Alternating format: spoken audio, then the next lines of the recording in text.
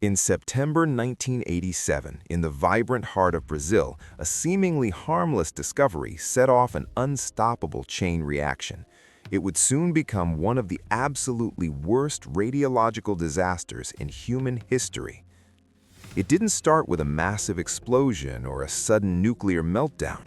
It started with a glowing blue powder. Imagine finding something so mesmerizing, so profoundly beautiful and otherworldly that you bring it home to show your family. You rub it on your skin just so you can glow in the dark. You eagerly share it with your closest friends. You have absolutely no idea that what you are holding is pure, deadly cesium-137.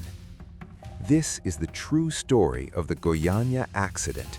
A nightmare born not of malice, but of pure, tragic innocence. How did a highly radioactive capsule end up completely abandoned in a derelict hospital? How did it spread through a bustling city of over 1 million people before anyone even realized what was actually happening? And most importantly, what happens when an invisible killer infects a community, turning neighbors into fearful outcasts and everyday objects into lethal weapons? The answer is much darker than you might think, and the devastating echoes of that glowing blue light can still be felt right here today. To understand how this nightmare began, we have to travel back to 1985. The Goiânia Institute of Radiotherapy, a private medical clinic in Goiânia, relocated to a new premises. But when they moved, they left something very important behind: a massive, heavy teletherapy unit. Inside the lead and steel casing of this machine sat a tiny capsule, roughly the size of a thimble. That capsule contained 93 grams of highly radioactive cesium-137 chloride, a salt-like substance used for treating cancer. For 2 years, this lethal machine sat in the ruins of the abandoned clinic. A legal dispute between the clinic owners and the entity that owned the land prevented the removal of the equipment.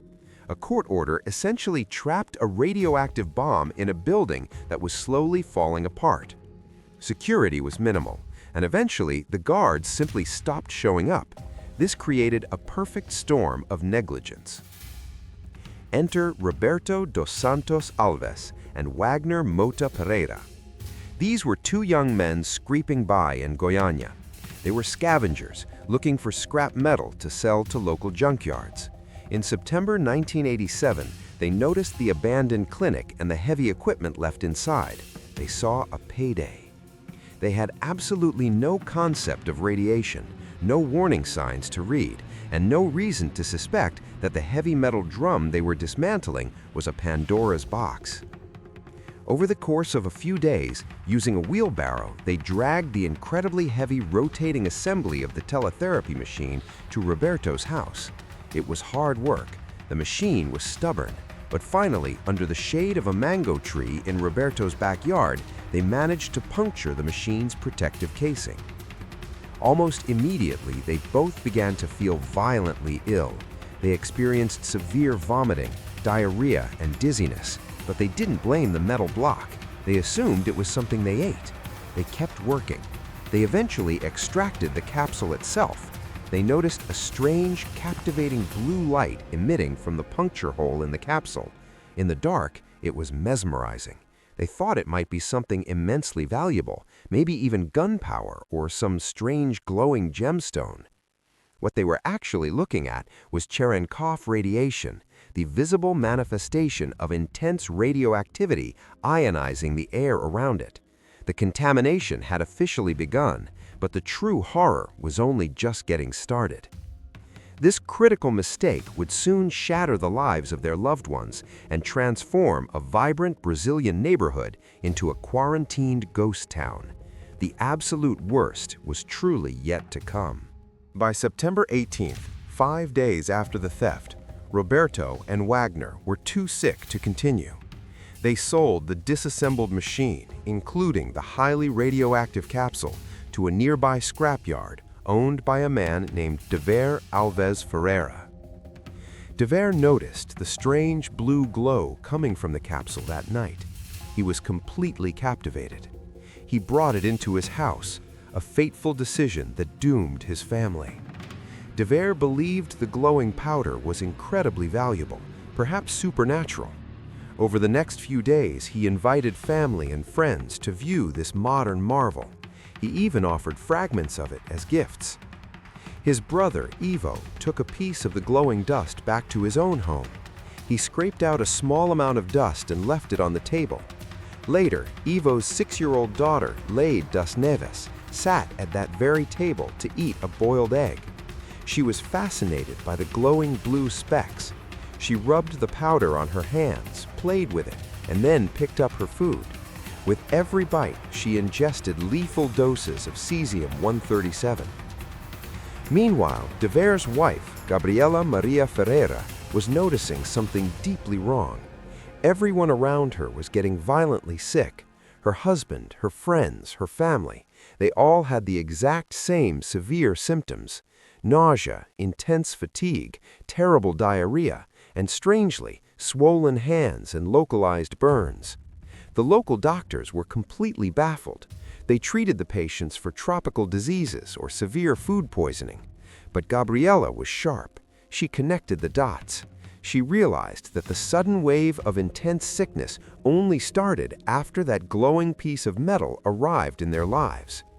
On September 28th, displaying unimaginable courage despite being deathly ill herself, Gabriela took action.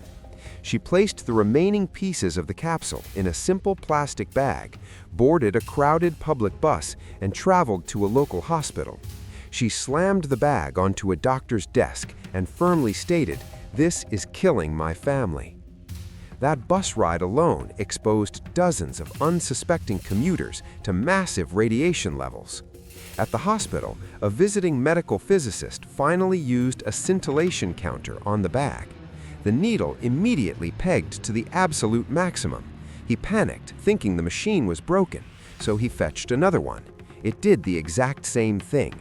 He quickly realized the horrific truth. He ordered an immediate evacuation of the hospital wing. The government was finally alerted. A state of absolute emergency was declared in Goiânia, but the contamination had already been spreading unchecked for more than 2 weeks. The city was thrown into absolute chaos. Imagine waking up to find men in full hazmat suits knocking on your door, scanning your body with Geiger counters. The authorities set up an emergency screening center at the Olympic Stadium. Over 112,000 completely terrified citizens flocked to the stadium, desperately begging to be checked for radiation. Families were ripped apart. If you beeped, you were taken away. Neighbors turned against neighbors. The entire country watched in horror as Goiânia became synonymous with a nuclear nightmare. Out of the thousands screened, 249 people were found to have significant levels of radioactive contamination in or on their bodies, but for some, the intervention came far too late. In the isolation wards, the victims suffered unimaginable agony. Acute radiation syndrome rapidly broke down their bodies from the inside out. Their hair fell out, their skin blistered and peeled, and their internal organs systematically failed. De Vere's wife, Gabriela, the woman who bravely sounded the alarm, succumbed to the radiation just weeks later. She had saved countless lives, but she couldn't save her own. And then there was little Lade, the 6-year-old girl who ate the glowing powder with her boiled egg. She had ingested such a massive dose of radiation that she could not be approached safely without heavy lead shielding.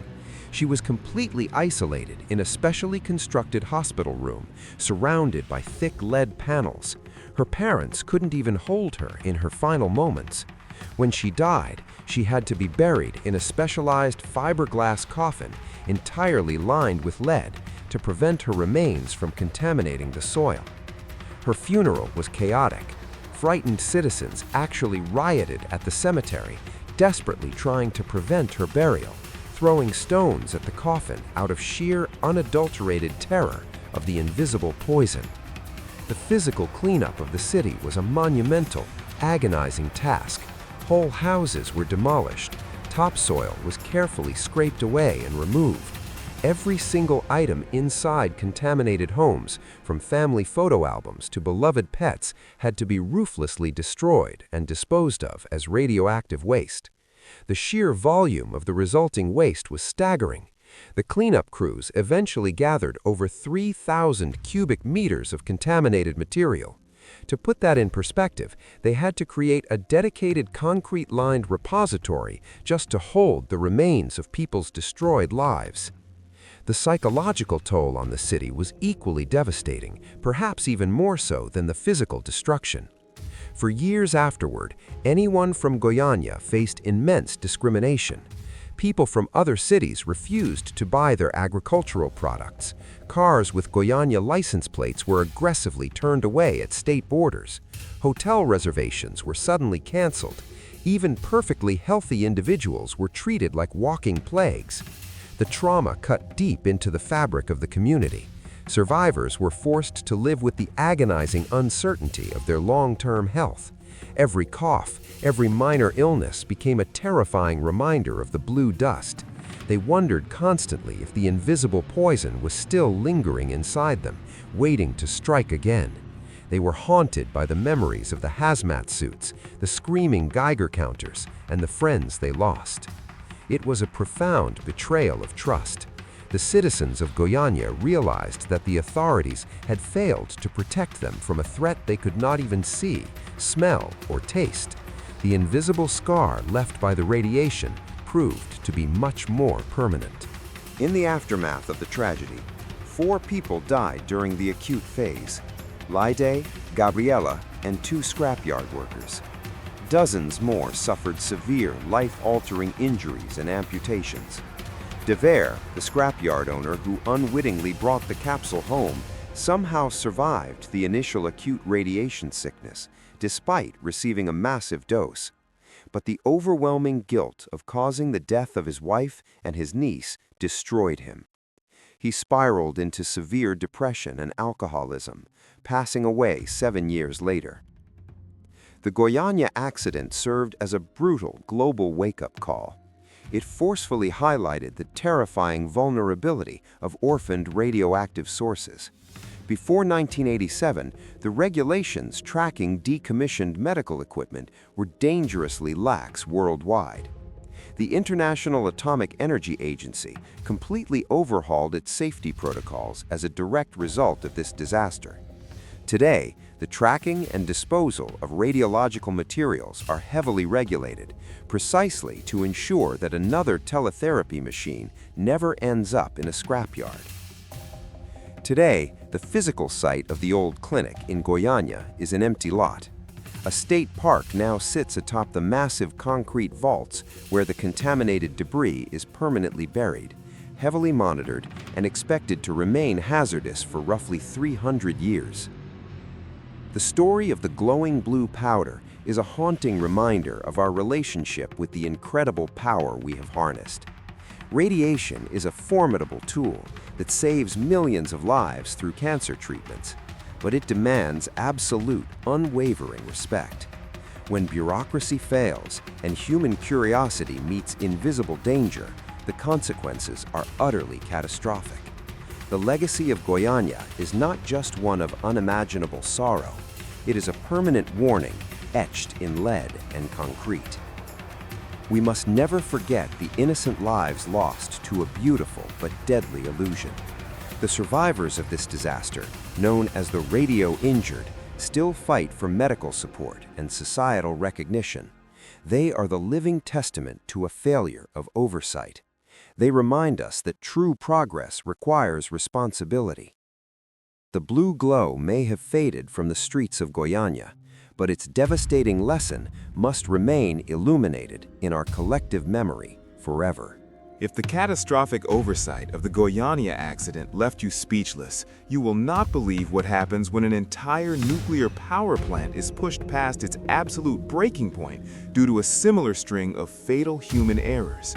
Click the video on your screen right now to uncover the dark, unvarnished truth behind the Chernobyl disaster, where another invisible killer was unleashed on a much larger global scale.